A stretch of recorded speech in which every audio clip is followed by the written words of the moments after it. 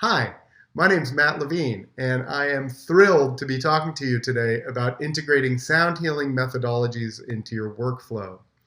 I'm a composer and app developer, and my company is Uncle Vector's Audio Lab, and this is my 2020 talk for the Game Developers Conference. Before we get started, let me tell you a little bit about who I am. I've been an independent and composer and producer since about 1992. Many of the people who are watching this probably know me from my work at PlayStation, where I was a music producer from 2005 to 2016.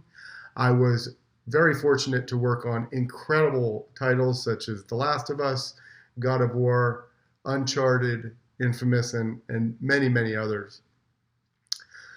I am currently a professor at San Francisco Conservatory of Music. Started that in 2015, and I teach a class that is actually a collaboration between PlayStation and San Francisco Conservatory, where we're teaching composers how to write music for video games, among other things.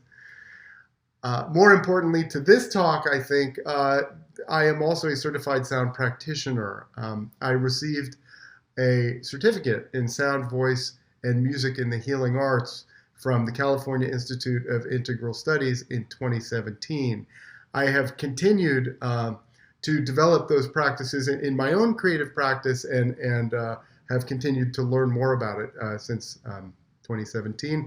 And that led to me actually developing a sound healing app called Tone Pool, which was released in 2019 for iOS and Android. So the next obvious question is, what is sound healing? So the definition I have here is, it is the application of sound and vibration for wellness. So there are actually some other definitions you may find. This is the only definition in this presentation that really is mine, cobbled together from various sources and my own experience. The rest of the definitions of terms are given by our friends at Merriam-Webster. In any case, sound healing is a massive topic, and we can only really scratch the surface. So I've put references and links for further exploration at the end of the presentation on the last few slides. So you can look at those for reference if any of these things look particularly interesting to you. One of the things that I really wanted to squeeze in here, but I won't be able to do that, is the cultural expressions of sound healing, because I wanted to focus on more of the scientific and therapeutic aspects. But please write to the good folks at GDC and tell them that you want me to come back and talk about shamanism and singing bowls and gongs and overtone singing, mantras, kirtan, medicine melodies, and all the rest. Whenever you look at any book or any reference on sound healing, it always starts with this premise. It's that everything vibrates. And you can think of it from your own conception. I mean, from subatomic particles to galaxies, vibration is everywhere, right? You can measure the rate at which the Earth is revolving around the sun. And then we can also, with our electron microscopes, measure the rate at which electrons are zooming around, and everything in the physical universe vibrates. Our hearing happens to be in this really narrow range of vibration, which is approximately 20 to 20,000 hertz, but everything has a measurable vibration. And so you could actually say, if you're a poetic kind of person, that the entire universe is made of sound. So in this talk, I am going to cover 5 main points here. And so this slide shows the overview of why sound healing is relevant to video games. These are the concepts that I'm going to talk about. They are intention, sympathetic and parasympathetic nervous systems, entrainment, brainwave states, and the elemental properties of sound. So each of those sections, I'll talk about it for a little bit, and then I will try to summarize why it's relevant to video games.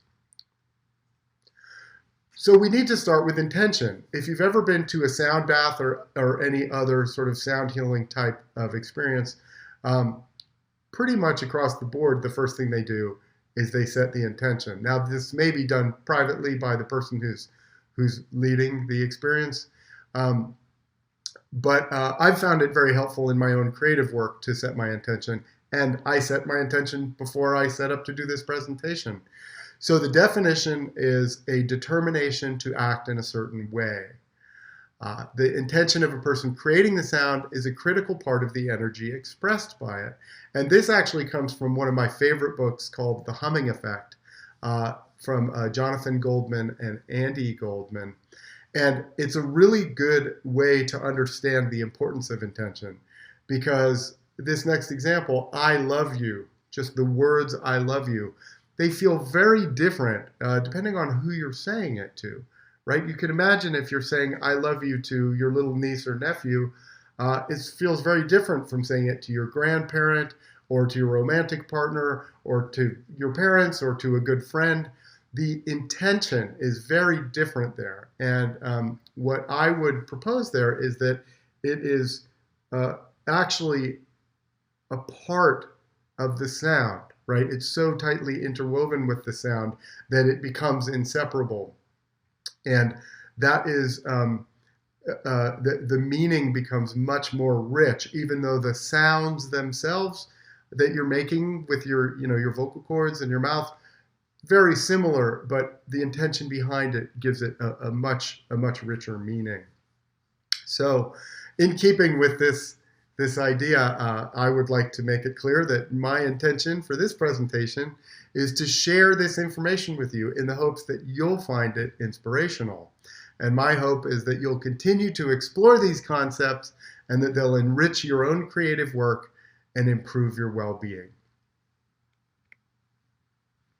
So why is that important to game design? Well, there's really two main parts there. One is in essentially creating rich content, and the other is in having a clear direction creatively.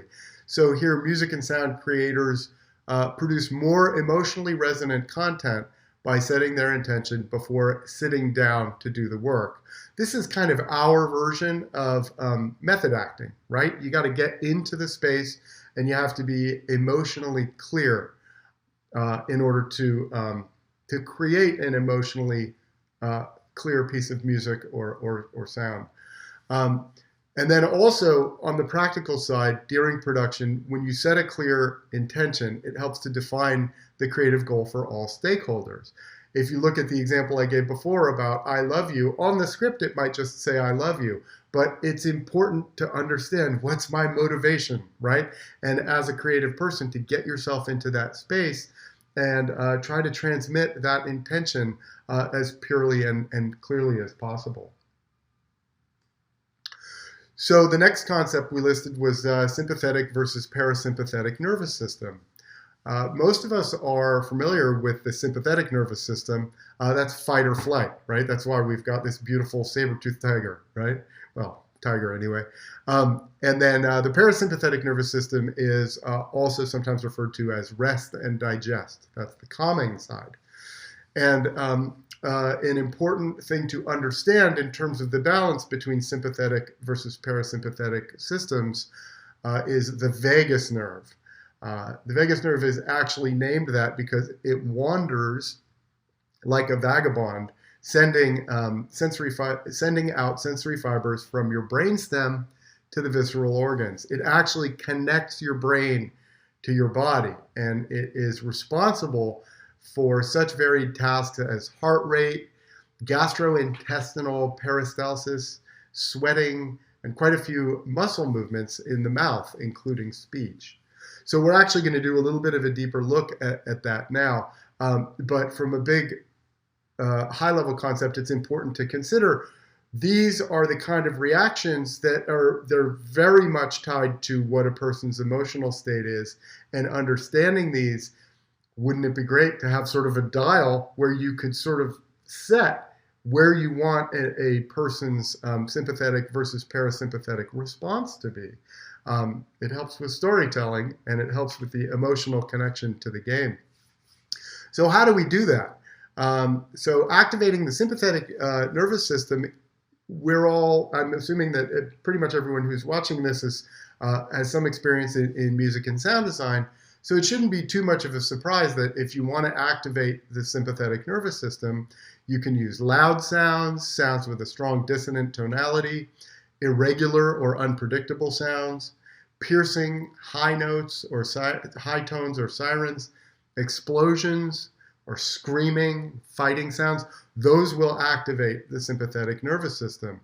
And if you may not be able to read that text because it's all pretty small, but some of the things that actually happen in your SNS, your sympathetic nervous system, is your pupils dilate, your heart rate increases, the bronchial tubes dilate, the digestive system decreases activity, and the adrenal glands produce more adrenaline. And so that is just some of the responses that happen.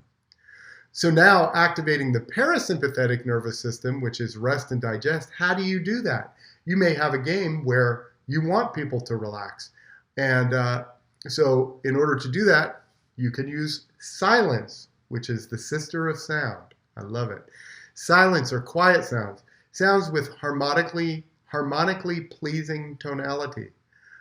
Soft, steady rhythmic sounds, long tones, low tones with a slow attack and release, or nature sounds such as waves or birds.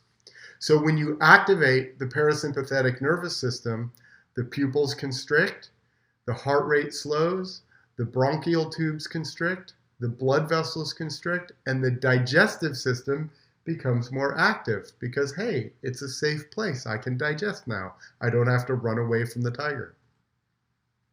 So here's a summary of PNS versus SNS in game design. It's important to remember that the second brain is the gut. You've heard this expression of having a gut instinct. It's because a lot of those emotional responses actually happen in your gut. 90% of the signals travel from the gut to the brain along the vagus nerve, and only 10% travels to the gut. PNS versus SNS is not an on-off button. It's a dial that you can fine-tune to fit your gameplay experience. And everybody's unique. So recent studies show that music is calming for some, and that certain kinds of music might be calming for some and activating for others. So you do have to keep that in mind when you're designing your score or your soundscape, that it's not one size fits all.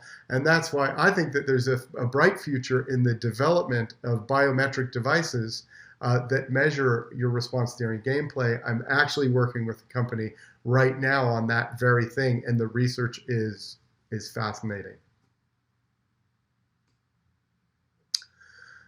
The next concept I'd like to touch on here is entrainment. The definition is to draw along or after oneself. And frequently when we talk about entrainment, we're really talking about rhythmic entrainment. That's kind of an easy way in. It's an easy way to understand this concept. Another definition of entrainment that might also help you to understand it is the vibration of one object affecting the vibration of another. The fact is our brains love patterns, right? So if anybody here has ever been in a drum circle or playing with a band, a drum circle is a good way to experience it, because after playing, a pattern, you induce kind of, for maybe 15 minutes or 20 minutes, it induces a sort of trance-like state where you sort of forget about the pattern you're trying to play, and you sort of become like one big organism, and it's a very connected kind of experience where you sort of stop thinking, and you just become, the sound becomes sort of one thing. And that moment of entrainment is a very, very powerful experience. That's why I put the drum in the presentation here, but also any of you who have seen this murmuration, the birds, clearly that's an example of the vibration or movement of one object affecting the vibration of another. If any of you have ever seen videos of that, it's a super beautiful thing to watch, where one bird changes and then eventually it sort of ripples through the whole group and it creates these beautiful, beautiful patterns. And there are examples of this kind of thing in nature everywhere. I would also propose that well-balanced gameplay has a very strong sense of entrainment. The obvious examples are games like Guitar Hero or Rock Band, because those are rhythm games, Dance Dance Revolution, although I guess I'm dating myself now, but that games that are rhythmic in nature are tend to have a very strong entrainment type experience.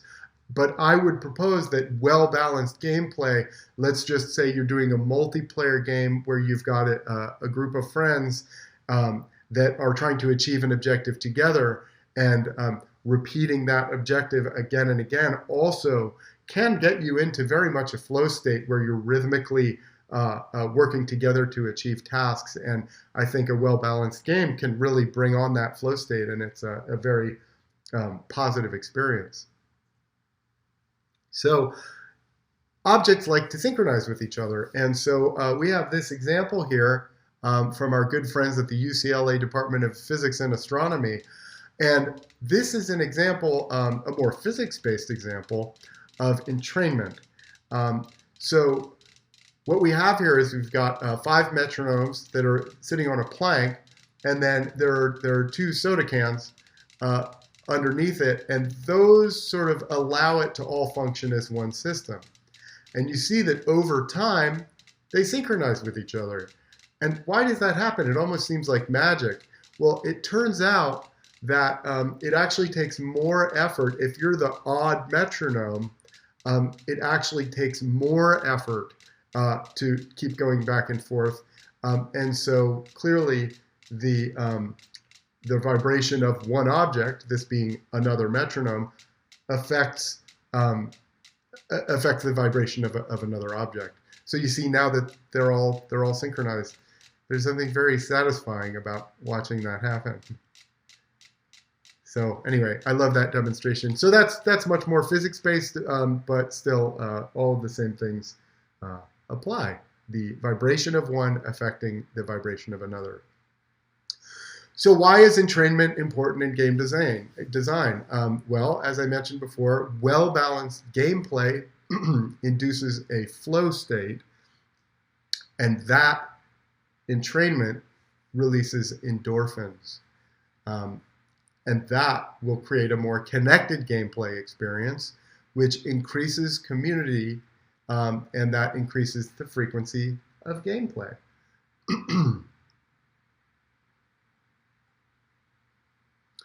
So now we're on to brainwave states. The definition of a brainwave state, it is rhythmic fluctuations of voltage between parts of the brain, resulting in the flow of an electric current.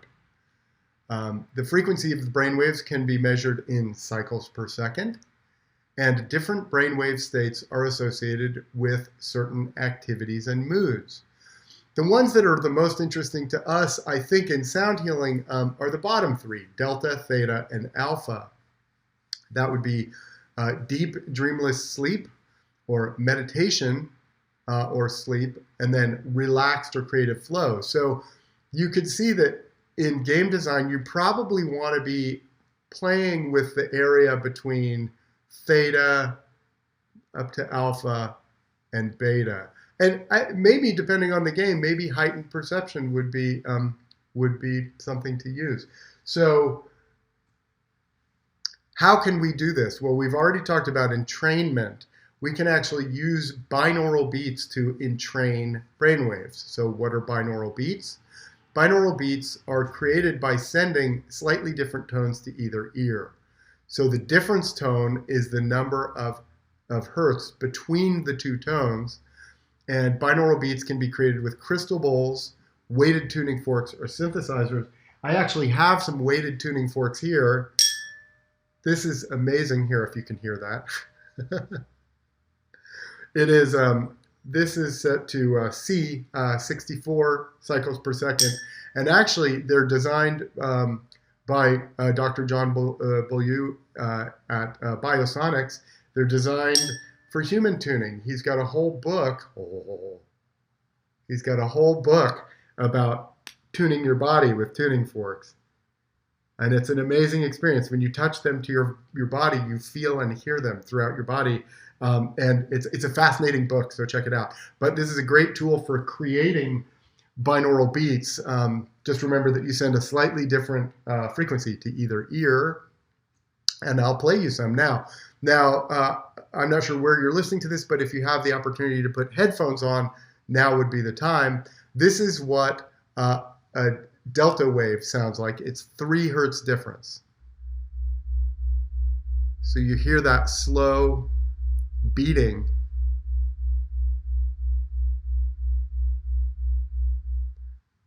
Here's the next one up. It is theta, 6 hertz. The beating is faster between the two different tones. Here's the next one up. It's alpha. Hear that beating sound is even faster. And then to beta. This is an alert state.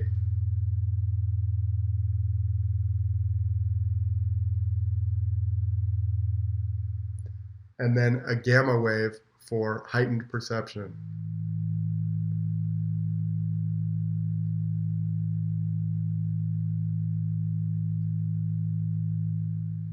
So some people use these kind of waves to entrain their brainwaves to a particular frequency so that they can sleep or meditate or study. And I would encourage you to get some of these. If you go to my website, you can. I have references for these kinds of things, and I also want to show you. In music, you can actually sneakily hide these things. So I have a bowl, which I've detuned to have a very low delta. This is what it sounds like.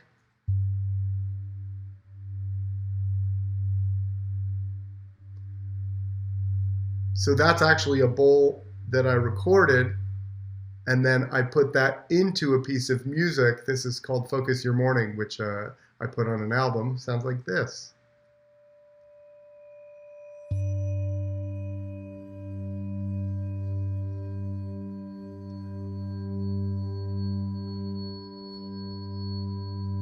Now, granted, this is very mellow, relaxing music, but I just wanted to give that example to show you that you could actually embed binaural tones into any kind of music to try to elicit a particular, to get a particular kind of response.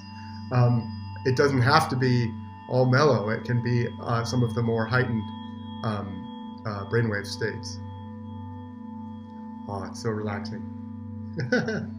All right, so to summarize, binaural beats in game design, you can use binaural beats in music or sound design to help entrain a player's brain to the desired brainwave state. And binaural beats can be blended with other sounds and music. So this is the last section, which I love, is elemental properties of music. This one is super fun.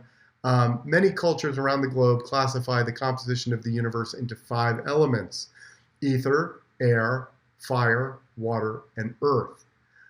Knowledge of the 5 elements helps us understand the laws of nature.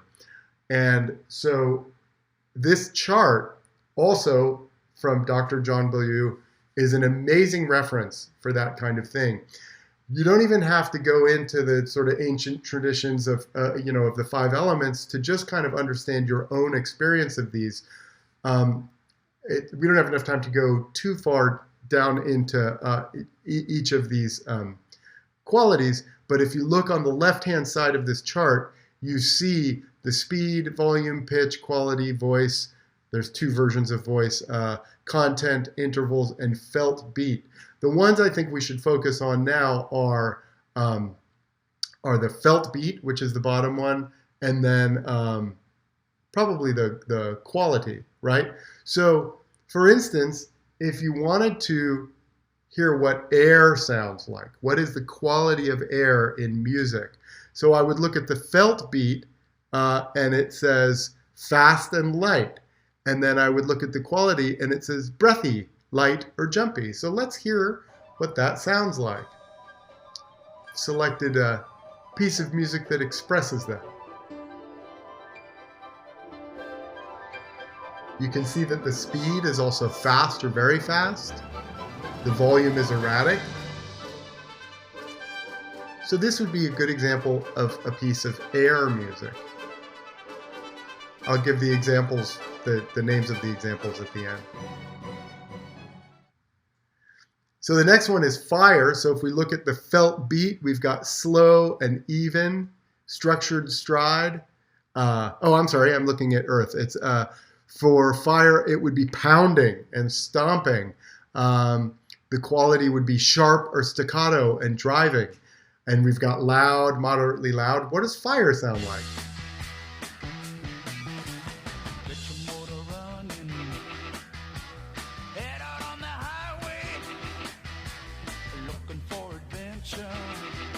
Fiery music.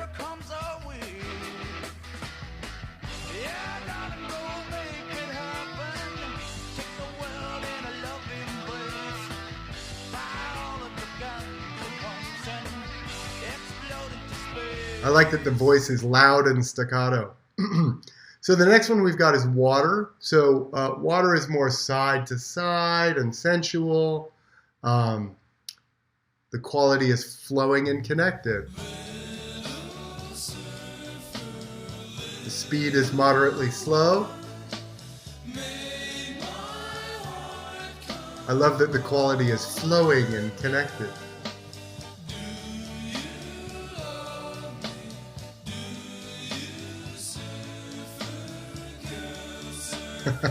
I love that it's actually about surfing. That doesn't hurt the watery quality. So, what does earth sound like? So earth is slow and even. It's matter of fact. The quality is repetitive and organized.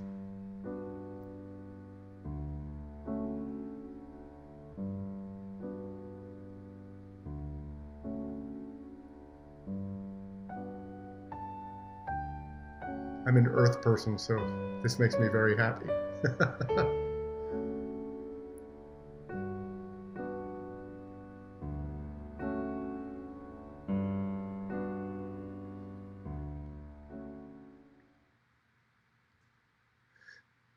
So these are the credits for the actual, those are the pieces that we actually listened to, just for your reference. Now, in order to sort of reverse engineer that, what you need to do as a composer, sound designer, or audio director would be to look at the emotion in your game and then look back at what qualities you're looking for. Like, let's just take an example. Let's say that you want to do, you've got negative emotions and positive emotions and the blue column on the left-hand side. So let's say that you want to do a positive emotion of courage, okay? So that is an earth emotion, see, in the red column. And then, so I look at positive emotion, courage. I look back at my earth column here. And so I want my positive courage music to be slower, very slow, lower, very low, repetitive, organized, low, structured, matter of fact, tonic interval, slow and even, structured stride. Those are excellent descriptive terms for a composer or sound designer to get started with. And so I think it's a very useful guide here. So again, you look up on this Elemental Properties of Music, the 5 elements emotional reference, you would look up the emotion that you're striving for and then refer back to the previous chart to find the qualities that you're looking for. Okay, so to summarize, elemental properties in game design, you use the elemental properties, these charts that I've provided, to create music and sound, to create, convey the emotional state of the game. So we're out of time now, but I would love to come back and talk about some more things that are very popular in the world of sound healing, and that's deep listening, the cultural expressions of sound healing, sacred geometry, cymatics, resonance, the overtone series, just intonation, ragas, modes, and moods, and 432 hertz, which a lot of people are now recording their music at 432 hertz, which is a very interesting phenomenon. For further exploration, please read these 4 books. This talk was very much inspired by these 4 books, so please look them up. There's just so much great information for creative people and people interested in just the world of sound healing. And thank you very much. I'm Matt Levine, and I am so pleased that you took the time to watch this talk. I'm from California, so I'm going to say namaste.